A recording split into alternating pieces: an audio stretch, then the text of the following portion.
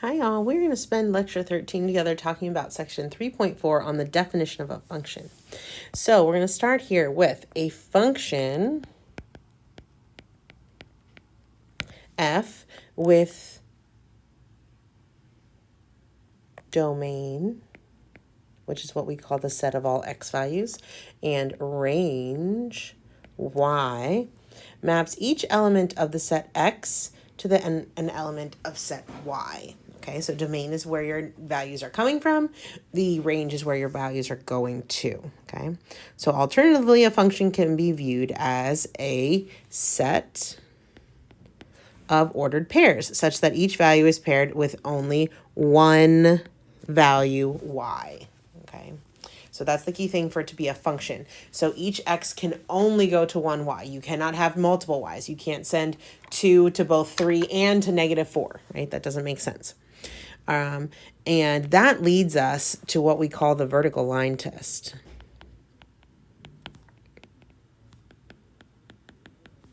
So the vertical line test, and this is kind of a side note because I think most of you have heard this before, when you have a function, it's a function if anywhere I want, I can choose an x value and draw a vertical line, and it only passes through the graph once. Okay, so this is yes. That's a function. If you have something like this, then if I draw my vertical line over here, it crosses in 1, 2 points, which makes it not a function.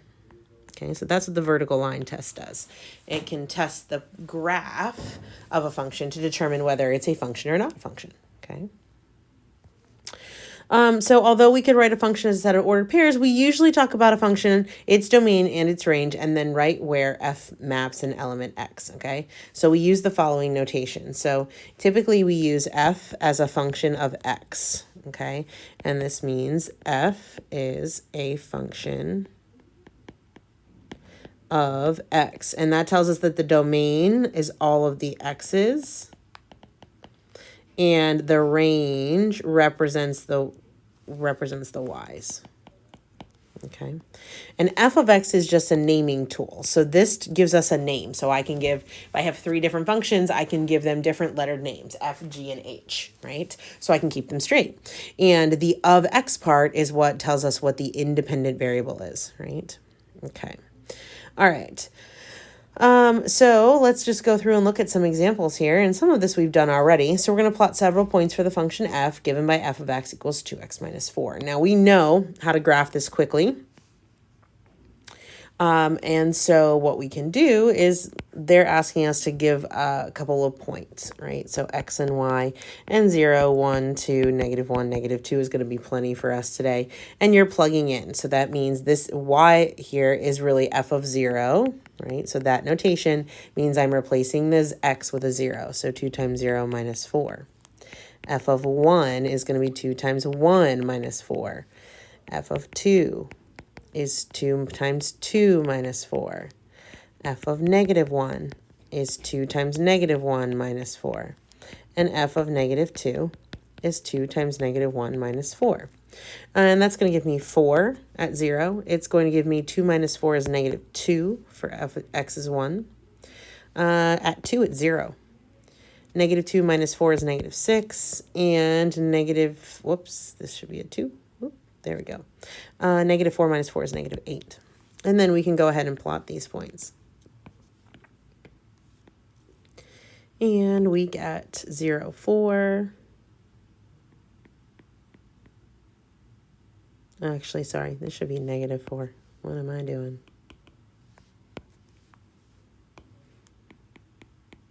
Down here. 1, -2 is here. 2, 0 is here. And you can already see the line that we're constructing, okay? Now let's talk a little bit about the domain and the range, okay? So the domain are all of the possible x values that you could plug in and make work. So when I look at 2x minus 4, I can plug any number I want in there, and when I plug it in, I'm going to get a number back, okay? And so that means, and you can also see that here on the graph, right? Because this line goes infinitely in both directions. So as far left as I can go and as far right, there are no holes or breaks or asymptotes. Nothing is weird. I can draw that whole thing without picking up my pencil. That tells me that the domain here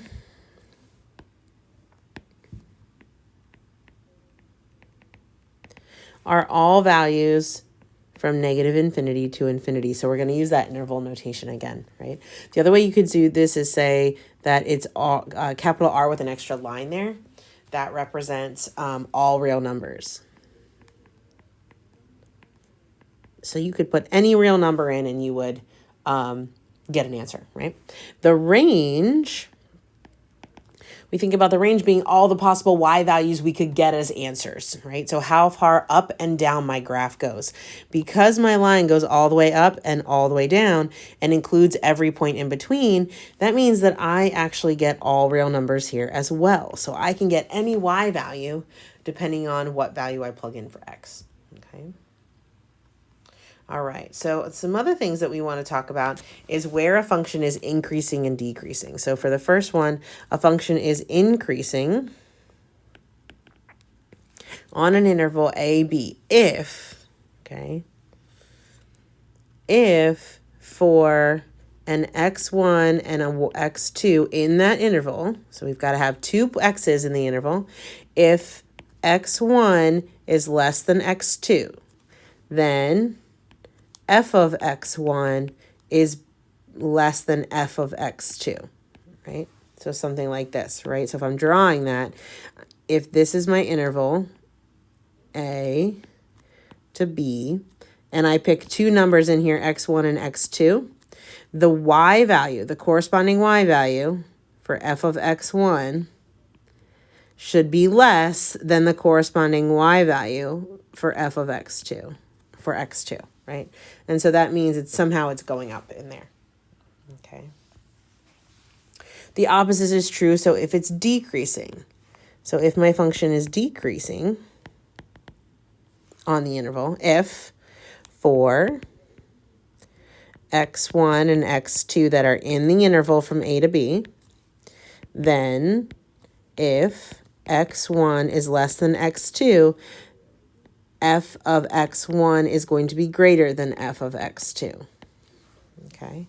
And that's exactly the opposite statement. So if I've got my a and my b, my x1 and my x2, then I want the point here to be greater than the point over here,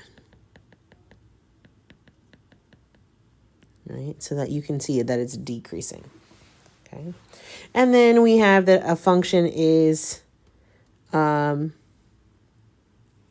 equal or stable on an integral if for all x in that interval from a to b, f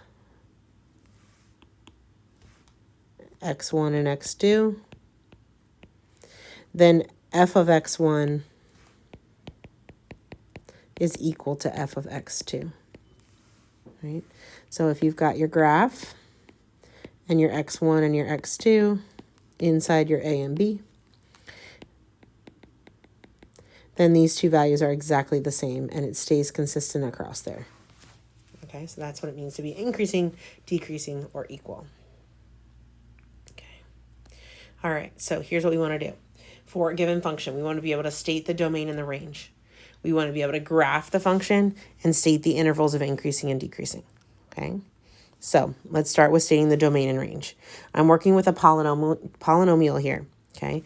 Things that can go wrong when we look at a function, we know that we can't divide by 0, so that's going to create problems in our domain if we have denominators that could be 0.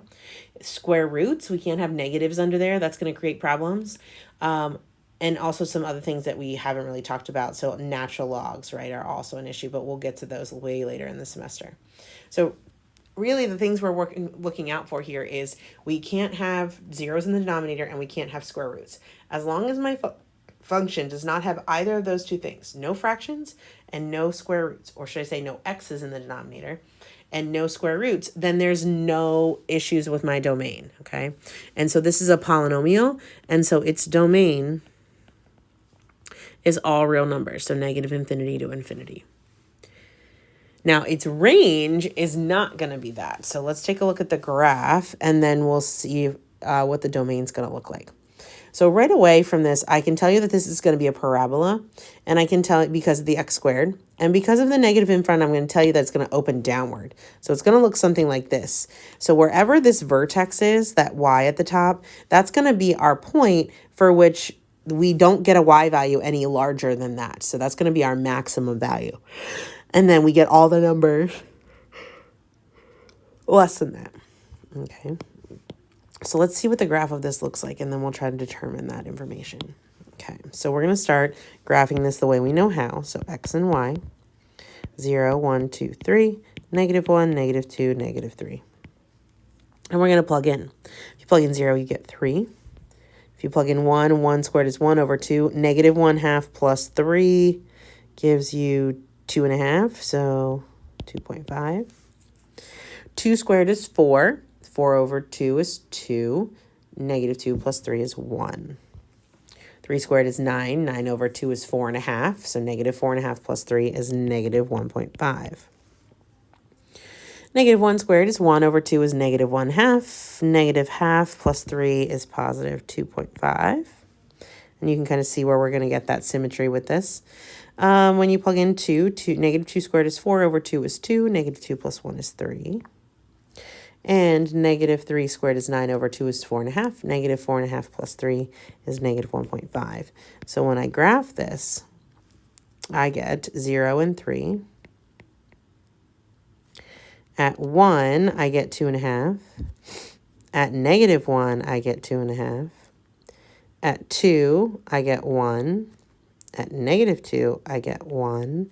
And at 3, I get negative 1.5. So something down here. Negative 3, same thing. So you can see what's happening. I'm getting this parabola that opens downward, which we expected. Okay. So I can choose any x value and plug in, and that's going to give me a corresponding y value. This does pass the vertical line test. Anytime you draw a vertical line, you're only going to, touch that graph once. And the range, we want to say how high does this graph go? So I can get numbers all the way down here, all the way up to this point right here. So this is my max point is right there. So I can get there for the range. We can have any negative number we want, but it's going to stop right here at 3. And it does include 3, but it's not going to go higher than 3. And we can get that from the vertex of our parabola. Okay. Where is this increasing and decreasing? So we're thinking left to right. If you were riding this like a roller coaster, increasing means you're going up, decreasing means you're going down. And so that changes right here at the top at 3. So this is increasing. The roller coaster is going up from negative infinity to 3. And it is decreasing from 3 to infinity. Notice I didn't include the 3 because it's kind of like you're stopped at the top. You're not increasing or decreasing when you're at 3. Okay. All right. So functions can often be challenging to graph because we need to know both the domain and range.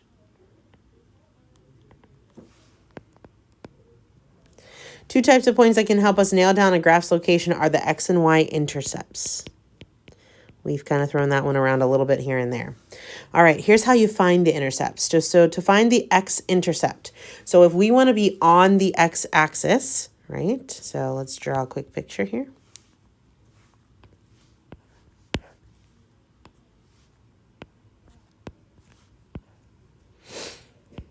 If I am on the x-axis, it means that I'm this point here, which means my y value is at 0. Okay, so for an x-intercept, the y is equal to 0. So if I'm working with y equals f of x, I'm going to set the y equal to 0, and I'm going to solve for x. Now, with y-intercepts, it's possible that you get more than one. Okay, definitely possible. So we would set 0 equal to f of x and solve for the values. To find y-intercepts, that's where it crosses the y-axis, and that's where your x is equal to 0. So we're just going to plug x equals 0 into the function. So that would be f of 0. Okay. So you get 2 points. So your y-intercept is 0 and whatever those, sorry, down here we go. This gives 0 for x and f of 0 for y. So that is your y-intercept. The x-intercepts are a little bit harder to get because you've got to solve for them, and it depends what type of equation you have. Okay. All right, so let's see. What does it look like if we're going to find the x and y intercepts of y equals 2x minus 9? So y equals 2x minus 9.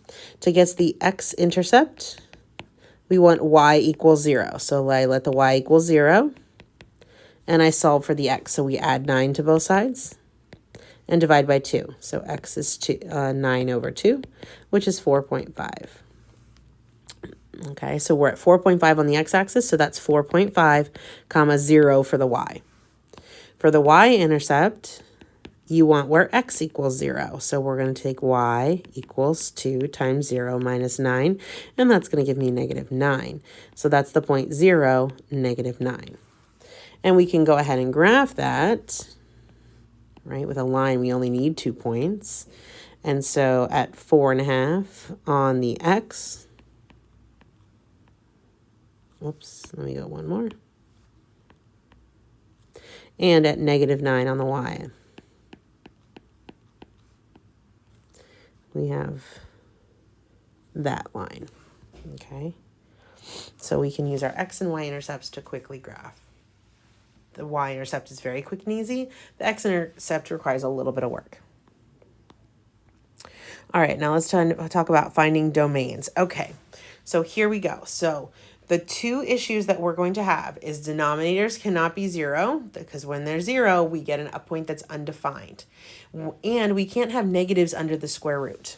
So when I look at letter A here, I have two things under the radical, and I need them both to be positive. So if we're finding the domain, this is the values that work, okay? So this will work as long as x plus 3 is greater than or equal to 0, and when 3 minus x is greater than or equal to 0. So if we solve both of these at the same time, we're great at inequalities now. Subtract your 3 over here to get x is greater than or equal to negative 3. And when, let's see, if we add x to the other side, that's when 3 is greater than or equal to x, or x is less than or equal to negative 3. Oh, no, sorry, positive 3.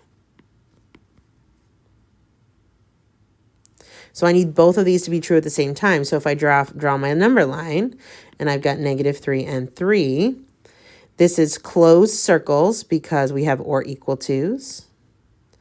And then I'm going less than negative 3, so this way. And, sorry, I lied. You want to be greater than negative 3 and less than positive 3. So that's the space in between. Okay, and you can check to see if I plug in 0, both of those two things work. Okay, so I am on the right interval. If you're not sure, you can always test your intervals. So whenever you see radicals, you're going to take what's underneath and set them greater than or equal to 0. Okay. For B, this is a polynomial, and polynomials, the domain is all real numbers from negative infinity to infinity. No matter what as long as they are positive whole number exponents, to create a polynomial, the domain is always all real numbers. Okay.